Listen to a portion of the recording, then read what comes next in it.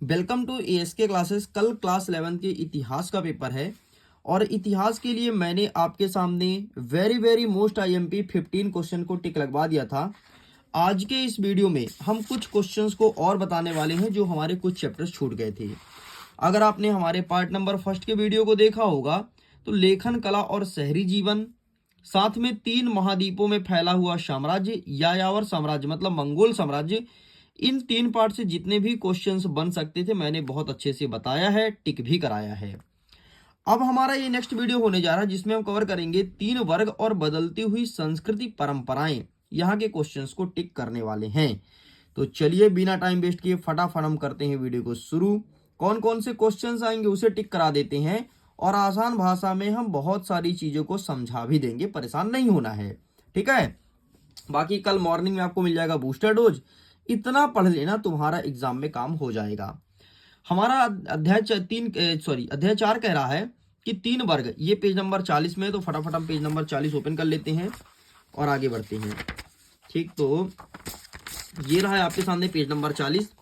यहां पर लिखा है 3 वर्ग, तो इसे मैं जूम करता हूं और फटाफट एक एक चीज को समझते हैं। तो भैया ध्यान अपना टोटल ऑन स्क्रीन करना, ठीक है, भटकाव ना हो और सारे क्वेश्चन को ध्यान से समझते आना, इसीलिए मैं जूम किया हूं।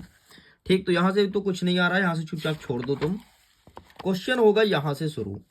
सबसे पहले पूछेगा सामंतवाद क्या है। तो जिस प्रणाली में प्रशासनिक व्यवस्था बड़े बड़े जमींदारों के हाथ में होती है उसे सामंतवाद कहा जाता है। ठीक है, सामंतवाद की विशेषताएं याद कर लेना। सामंत पोप के भक्त और पोप व चर्च का अत्यधिक महत्व, ये एग्जाम में देखने को मिलेगा।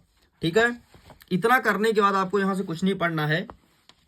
ठीक, नेक्स्ट ये भी स्किप कर देना, ये सब स्किप कर दो, कुछ नहीं पूछ रहा है। इस चैप्टर से कम ही क्वेश्चंस बन रहे हैं। मध्यकालीन मठों का क्या कार्य था। ठीक है, चर्च के अतिरिक्त कुछ विद्वान श्रद्धालु, ये वाला आपको अच्छे से पढ़ना है। ठीक है, नेक्स्ट हमारे एग्जाम में आएगा कि सामंतवाद के राजनीतिक व आर्थिक प्रभाव का वर्णन कीजिए। तो ये रहा तुम्हारे सामने राजनीति और आर्थिक प्रभाव, तो ये आप इसका भी फोटो खींच लीजिए। नेक्स्ट कहता है टीथ तथा फीफ को परिभाषित करना है, तो ये आपके एग्जाम में देखने को मिलेगा। इतना क्वेश्चन आपको तैयार करना है बहुत अच्छे से। ठीक है, चलो आगे बढ़ते हैं। नेक्स्ट कह रहा है कि मध्यकाल को यूरोप का अंधकार युग क्यों कहा जाता है।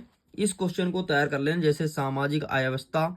ठीक है, यहाँ पर सामाजिक अर्थव्यवस्था होना चाहिए, लेकिन देख लो किताब वाले अव्यवस्था क्या, भगवान जाने क्या लिखते हैं। शिक्षा का अभाव, विज्ञान का अभाव, अंधविश्वास, ये सब आपको तैयार करना है। ठीक है, चलो आगे यहां से कुछ नहीं पढ़ना है। नेक्स्ट आपको तैयार करना है कि सामंतवाद के पतन का मुख्य कारण क्या था। आखिरकार सामंतवाद जो है किस प्रकार से खत्म हुआ था। जैसे कृषकों का असंतोष, व्यापार वाणिज्य का विकास, ठीक है, निरंतर युद्ध होने के कारण नए हथियार का आविष्कार हुआ इसलिए, ठीक है, लाड़ की शक्ति में वृद्धि और राष्ट्रीयता की भावना का विकास। तो ये आपको अच्छे से लिखना है। ठीक है, ये एग्जाम में देखने को मिलेगा। चलो आगे बढ़ते हैं। नेक्स्ट, मेनर की जागीर क्या थी, तो ये देख लेना एक बार। ठीक है, मेनर की जागीर क्या थी, ये आपके एग्जाम में देखने को मिल सकता है। आगे बढ़ते हैं। नेक्स्ट कहता है आपके एग्जाम में आएगा कि सामंती व्यवस्था के प्रमुख गुण और दोष लिखो। ये देख लो, दोष में क्या लिखोगे, दोष मतलब कमियां। तो अराजकता पर नियंत्रण, अराजकता मतलब जो होती है ना कि कोई भी चीज को वायरल कर देना जो कि सही ना हो, उसे अराजकता कहते हैं, जिससे हमारे समाज को नुकसान पहुंचे, तो ऐसी चीज हो जाएगा। सेना पर उनके रख रखाव में राजा का व्यय नहीं था, है ना, पैसा नहीं था इतना कि रख रखाव कर सके, तो राजा के लिए कोई व्यय नहीं था। शासन में सहायता, ठीक है, शासन जो थी अच्छे से सहायता नहीं कर पाती थी, और इसके कुछ दोष भी हैं, जैसे सामंतों के अत्याचार, राजा का निर्बल का मतलब राजा कमजोर होना, युद्ध को बढ़ावा देना, बार बार युद्ध को बढ़ावा दे रहे थे, है ना, तो ये सब कमियां थी। राजनीतिक एकता में छिन्न भिन्न, इसका मतलब ये है कि जो देश की जो स्थिति थी ना, या फिर देश में जो उस टाइम पे सेना हुआ करते थे, उनमें खुद में आपसी सहयोग नहीं था। तो ये पॉइंट तुम्हें याद रखना है बस। इस पार्ट से अगर आएगा तो यही तुम्हारे एग्जाम में सामंतवाद आएगा और कुछ नहीं आएगा।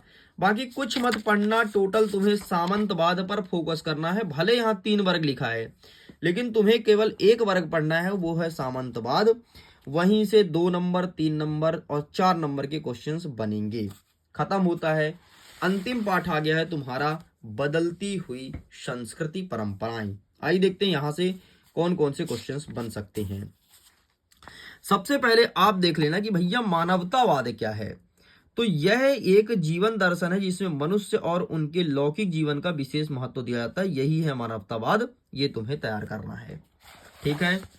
नेक्स्ट हमें पढ़ना है कि पुनर्जागरण का क्या मतलब होता है। तो देखो, पुनर्जागरण का मतलब एक बार जग रहे हो, सो जाओ, दोबारा उठो फिर जगो, इसे कहते हैं पुनर्जागरण। तो सोने जगने वाली बात नहीं है। दरअसल में बात ऐसी है कि अगर हमारे दोस्त देश के लोग पहले एक बार एक्टिव हैं, फिर निष्क्रिय हो गए, सर ऐसे लुंज पुंज, फिर एक्टिव हो गए, इसे कहेंगे पुनर्जागरण, ठीक है। और नेक्स्ट क्वेश्चन एग्जाम में आएगा, लियोनार्डो दा विंची कौन थे, संक्षेप में लिखो। ये दोनों प्रश्न अच्छे से तैयार कर लीजिएगा, एग्जाम में देखने को मिलेगा। नेक्स्ट हमारे एग्जाम में पूछा जाएगा कि प्रोटेस्टेंट धर्म से आप क्या समझते हैं, ठीक है, ये तैयार करना है। एंड यूरोप में धर्म सुधार आंदोलन का उद्देश्य क्या था, ये चीज आपको तैयार करना है। तो बस ये क्वेश्चन अच्छे से तैयार कर लीजिएगा, ठीक है जी। बाकी यहां से कुछ नहीं आएगा, आप इसे छोड़ दो।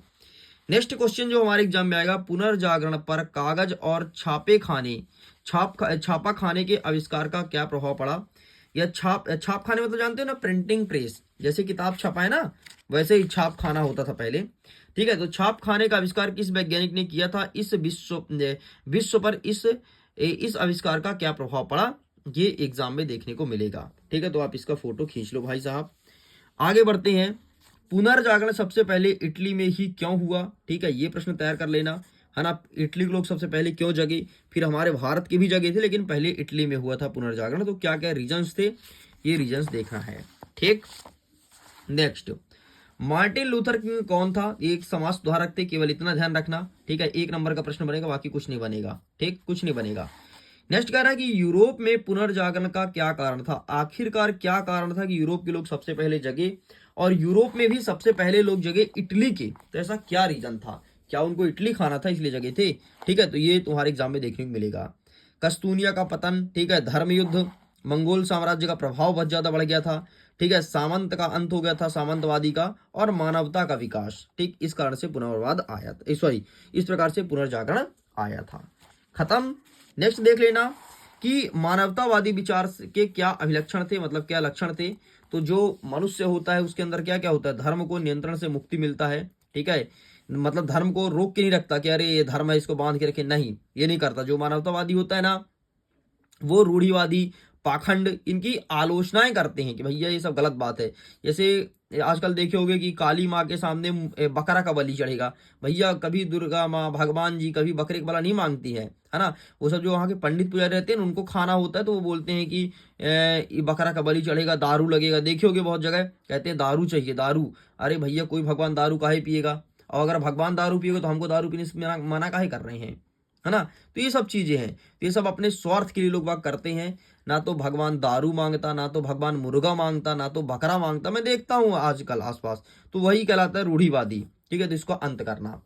नेक्स्ट कहता है कि नेक्स्ट कहता है सद्व्यवहार पर बल बताना है, मानवीय स्वभाव बहुमुखी है, ठीक है। ये सब पॉइंटों को तुम्हें कवर अप करना है।